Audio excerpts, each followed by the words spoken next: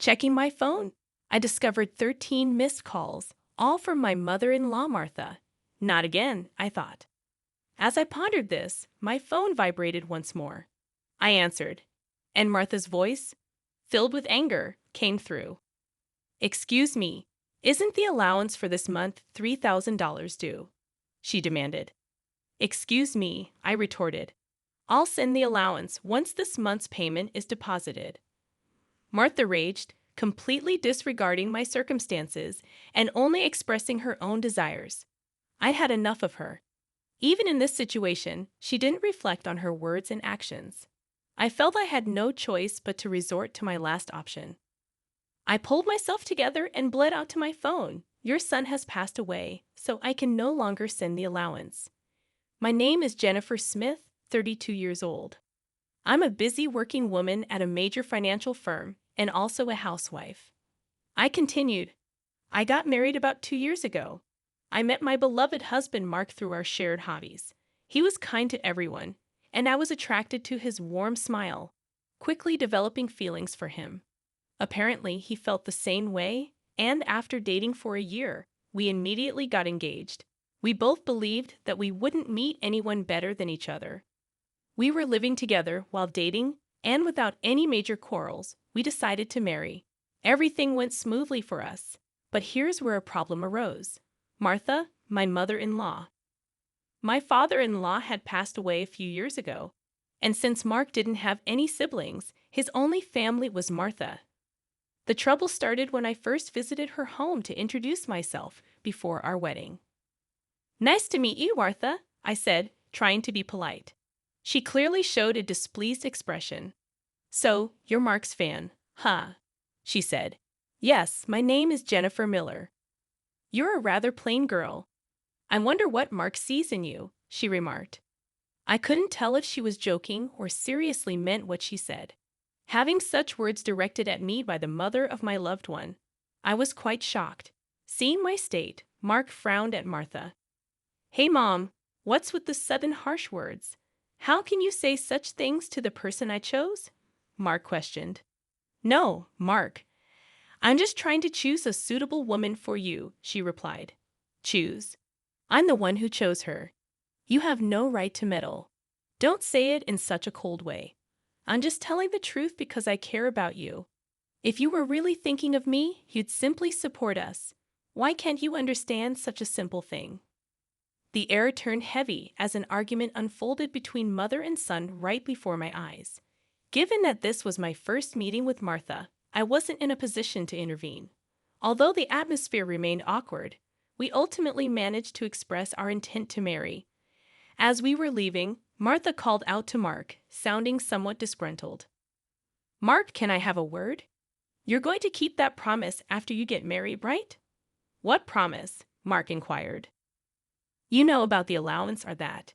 "Yes, I'll be sure to take care of that. Can we not discuss it here, please?" Mark seemed uncomfortable, and the atmosphere between my husband and his mother was tense, thick with discomfort in the car on the way home. I approached Mark to address the lingering concern that had been bothering me. "Hey, Mark, about the conversation you had with your mom as we were leaving," I began. Mark sighed deeply and began to speak slowly. "Yeah, I should have told you about it, Jennifer. I heard something about an allowance after my dad passed away. I've been sending money to my mom every month." "How much?" I asked. $22,000. $2,000? I couldn't help but raise my voice in surprise. Mark continued, "Actually, my mom has a debt. She lost a lot of money at a casino a long time ago. She's still paying it off, and because her health isn't great these days, she spends a lot of time at home. But she still needs money to live on." $2,000? Isn't that a bit too much?" I questioned. "If I try to lower the amount, she keeps calling me over and over. And no matter what, a mother is still a mother. I worry about her living alone." I understood that Mark was devoted to his mother. However, 2 months after our wedding, during my lunch break one day, I received a phone call from Martha. When I answered, she began to speak in a cheerful tone. "Jennifer, long time no see. Can we chat for a bit?" I hesitated before replying, "Yes, what can I do for you?" "You could start sending me money," she said. I was so taken aback that I couldn't find the words to respond. However, Martha seemed excited to continue the conversation. "You mentioned before that you're working for a financial company, right? That means you have a good salary, doesn't it?" she inquired. "Well, not exactly," I replied, avoiding eye contact. "Are you lying to avoid giving me money?" Martha's tone turned accusatory. "That's not what I mean," I explained. "But Martha, you're still receiving financial support from Mark, aren't you?" In response to my question, Martha defiantly replied, "So what?" I stated what I felt. "Martha, receiving $2,000 in monthly support is a big deal, and yet you're asking for more, really." Martha questioned, "If you were to send me an additional $1,000, I could avoid burdening Mark." Confused, I asked, "What do you mean by that?" Martha elaborated, "Well, I have Mark as a guarantor for my debts. If I fail to make payments, the debt collectors will go after him. Do you understand?" "But aren't you using part of Mark's $2,000 to pay back the debt?" I inquired. Martha admitted, "I'm short. I haven't told Mark, but I have a significant amount of debt." From Martha's tone, it was apparent that this was a fact even her husband was unaware of. Having children in the future would increase our expenses. Additionally, taking over Martha's debt was not an easy task. If Martha's payments fell behind and the debt fell onto Mark, the interest would likely have accumulated significantly by that time. If I refused to send money, it would eventually become a problem for my husband as well. It was better for Martha to pay off her debt now. Thinking along those lines, I reluctantly agreed to Martha's proposal.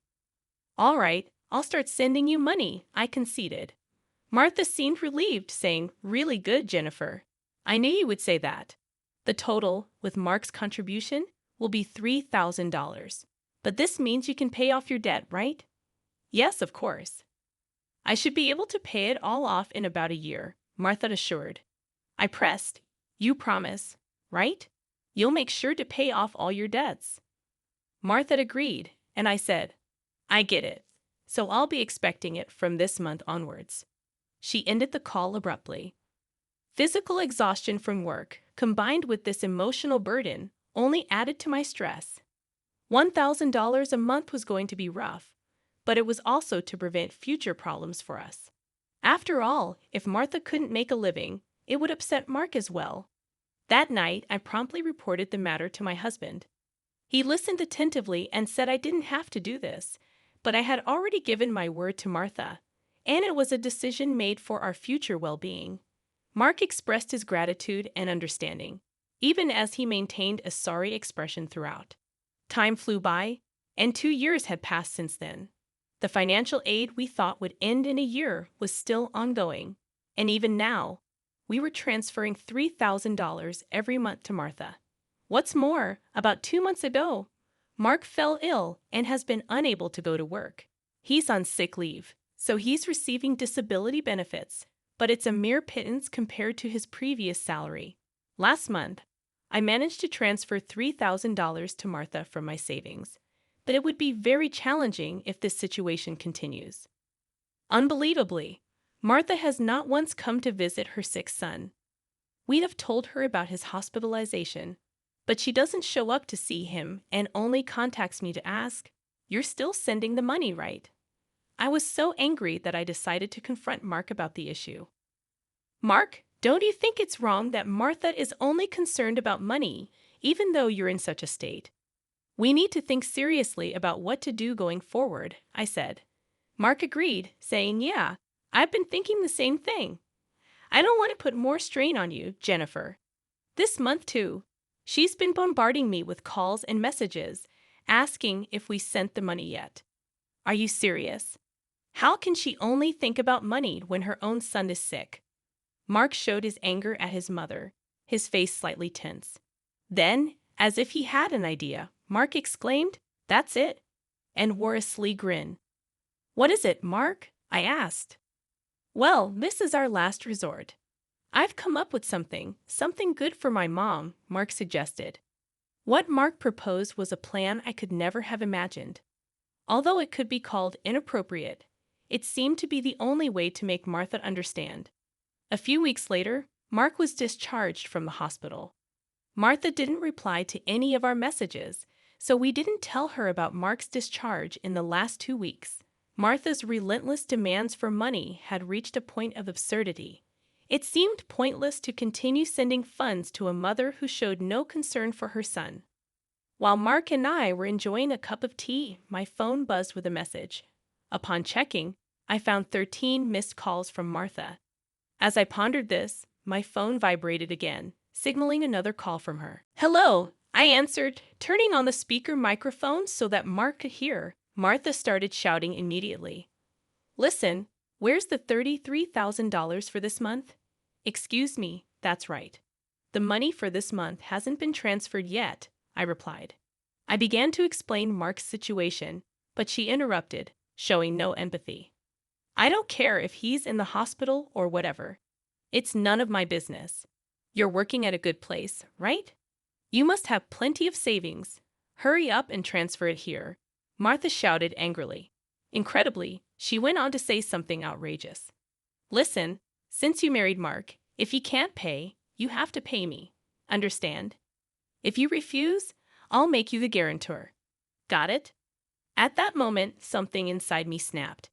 She was openly displaying her desires without considering our situation at all. I had reached my breaking point. I firmly declare into my smartphone, "Mark has passed away. I can't send you any more money." At these words, Martha blurted out, baffled, "What?" Yes, this was the last resort that my husband suggested, to lie to Martha about Mark's death and observe her reaction. If she showed any sign of sadness, if she reflected on her behavior and apologized, we would continue to support her financially.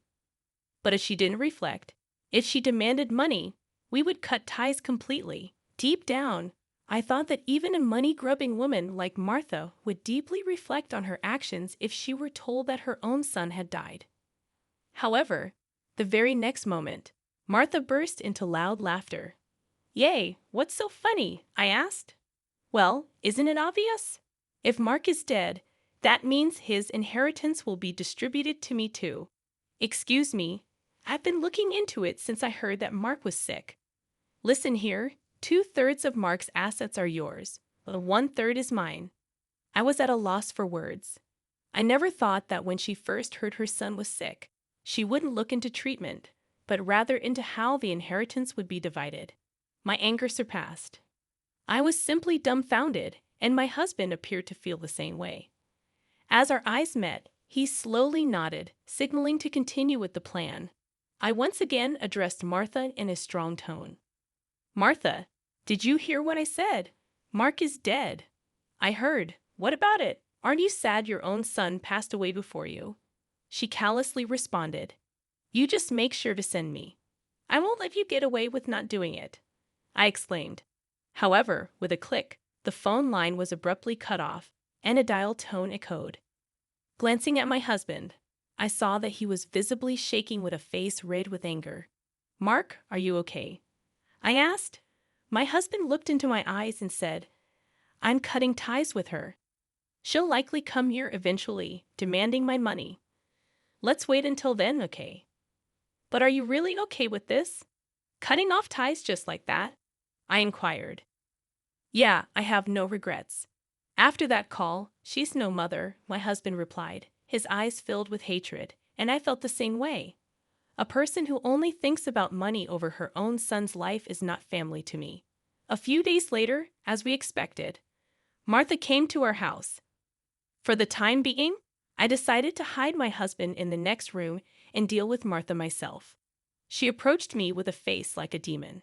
"Hey, give me Mark's inheritance right now," she demanded again. "With that, anything else to say? He's already dead, isn't he?" "It's pointless to say anything now," I retorted. "Yet you never even visited him. What are you saying? Are you really his mother? You're so annoying. Give me the inheritance right away. I don't mind getting a lawyer," Martha persisted. Speaking more would be a waste of time, I thought. Just as I thought that, my husband emerged from the next room. Seeing him, Martha let out a startled gasp, as if she had seen a ghost. Mama. Mark said, "YW dead? Long time no, Mom, sorry, but the news about my death was a lie," Mark explained. A lie? How could you be so disrespectful? Martha responded, "I wanted to confirm your true nature, Mom. I was curious about how you'd handle the allowance if your son died. But you turned out to be a gold digger, just as I suspected." "I got that perfectly," I added. "What? How dare you call your mother a gold digger?" Martha protested. "Silence. I'm cutting ties with a toxic parent like you," Mark shouted. Martha's mouth was agape at my husband's angry shouts. She could not come to terms with the fact that her own son was severing ties with her. "What? What does this mean, Mark?" she stammered. "It means exactly what I said. I can't consider someone like you as my mother. No way." "What about the allowance?" Martha asked, panicked. "Do you really think I would? You're on your own with the debts." "We're moving," Mark said firmly. "Wait, please. If you do that, what about my living expenses?" Martha tearfully pleaded, reaching out to my husband. He forcefully shook off her hand, looked at her coldly, and said, "I don't care about your living expenses. You have been living off us without even a single apology. I really understand your despicable nature now. Don't you dare show up in front of us again." "No, wait, Mark," Martha called out as my husband grabbed her arm and dragged her to the front door. He threw her shoes and bag outside and chased Martha out of the house. She made a fuss outside for a while but disappeared after a bit, perhaps unable to withstand the eyes of the neighbors. She tried contacting us multiple times, but we ignored all of her attempts. We set Martha's number to be automatically rejected, and we finished moving. Regarding the matter of co-signing for the debts, it became invalid since Martha had made Mark the co-signer without his consent, and therefore he was not responsible. Without the allowance from us, Martha seems to be leading a miserable life. It's only natural, as she had been using the allowance for her gambling habits instead of paying off her debts. She still has a mountain of debts and is chased by debt collectors every day. She can't gamble anymore and seems to be working from dawn to dusk. For the foreseeable future, it's unlikely that she will be able to pay off her debts completely. She will have to keep working until she is unable to move. This is entirely her own doing. As for us, we are spending fulfilling days in our new home. My husband's condition has stabilized, and he has returned to work. After some time, there's a new life growing in my belly. We're going to have an additional member in our family next year. From now on, we want to spend happy days as a family of 3.